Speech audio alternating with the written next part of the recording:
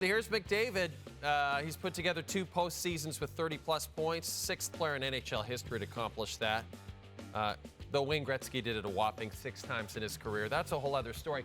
What does it mean, Marty, for McDavid in his 9th season to not only get to the Cup Final, but to have this kind of performance and that opening goal in a game where they needed him so much? It's incredible because you know he has the skills and he has to put the team on his back. He did that in Game 4 as well. They were down 2-1 in the series. He has 3 assists in Game 4. So the best players in the world always seem to win a championship. Well, mostly. But you look in the last few years, Crosby, Malkin, Ovechkin, Stamkos, Patrick Kane, Jonathan Toews, those guys all have won a Stanley Cup. So Connor McDavid wants to be part of those guys that will achieve their goal to win in a Stanley Cup as the best player in his own sport. And he did that with this fantastic, disgusting goal. Like, if you're Jake Ottinger right here, like, you're thinking, I'm doing everything right. I have to watch Hyman on the back door, Draisaitl on the back door.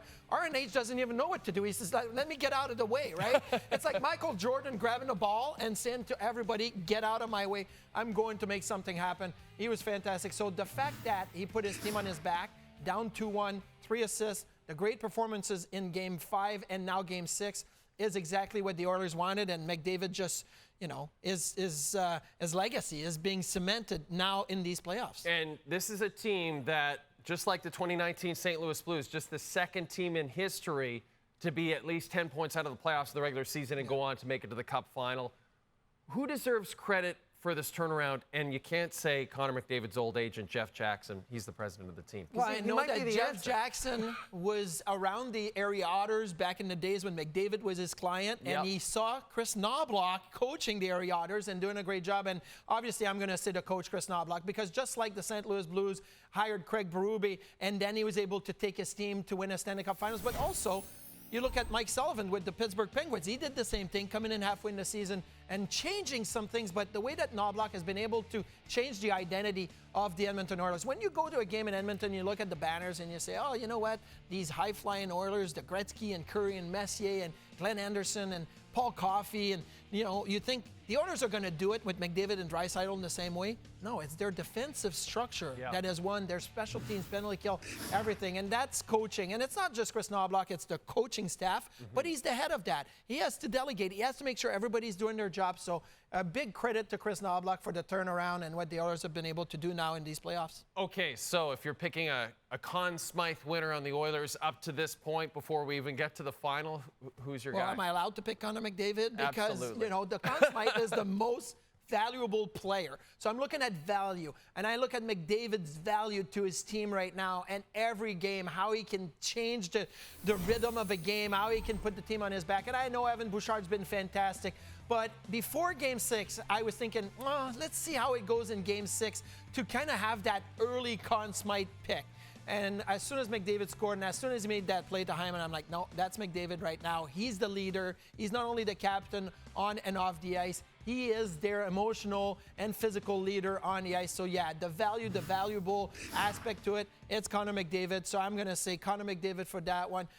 There's still a lot of hockey to be played. I mean, the finals, the Florida Panthers, but I'm going with McDavid right now. And as for Stuart Skinner, you know, you and I have talked a lot about him, his style of play. You always talk about he's very busy in the net. And yet, since those 2 games he sat in the Vancouver series, he's now 6-2. And McDavid essentially giving him credit for the win in Game 6 because Skinner was great in this game. He was fantastic. Look, he didn't have to make many saves in Game 5 and Game 4, but that was coming back from a Game 3 game where he gave up a bad goal to Jason Robertson to, like, give Dallas the win, and then he got scored on his first goal in Game 4, scored in his 4th goal in Game 4, so there's 2 goals and 4 shots, and then he locked it down. But it's funny because he was asked after the game, what did that do, the 2-game reset against the Vancouver Canucks? And I could sense that he wanted to say, I was angry. Right. I didn't want to sit those out. And it's not like a positive that he sat those out. But in Game 3, he gives up a bad goal to Jason Robertson. There's the speculation. Will we see Calvin Pickard again? Will we go back with Stuart Skinner? And I know that this anger and this motivation led him to be better in Game 4, 5, and 6, going 3 straight wins for Stuart Skinner, and the way that he did it. Because Game 4 and 5, he didn't get a lot of shots. And that was the problem against Vancouver. Like, a goalie wants shots, but he was able to mentally be strong, do his job, and then in Game 6, it was all him. So now you have the Skinner-Bobrovsky matchup no one saw coming. This is a tough Florida team. Just ask the Rangers, who do you like in the Cup Final, Marty? I'm going to give, and I hate that I'm going to say this for all of Canada, but I'm going to give the Florida Panthers a small edge just because they've been able to shut down the best players in the game in these playoffs. Nikita Kucherov, 0 goals in 5 games in the first round. You got Pasternak, 0 goals at 5-on-5 in 6 games in round 2. Yeah. You got the Rangers with Zibanejad, Kreider, Panarin. These guys had 0 goals at 5-on-5 as well in the third round. So, you know, Forsling, Edblad, Barkov, Reinhart, Tkachuk, those guys have done a fantastic job defensively. So if Florida has a chance, it's because they're going to shut down McDavid. So it's hard to do, but I'm going to give just a small edge to the Florida Panthers right now before it starts. But maybe by Saturday, I'll have everything changed. I was going to say we got a whole week to talk about it, so maybe it'll change. Well, it's great having you on the show, buddy. You know when that referee said, you're not going to like it, that's what I was going to do right here.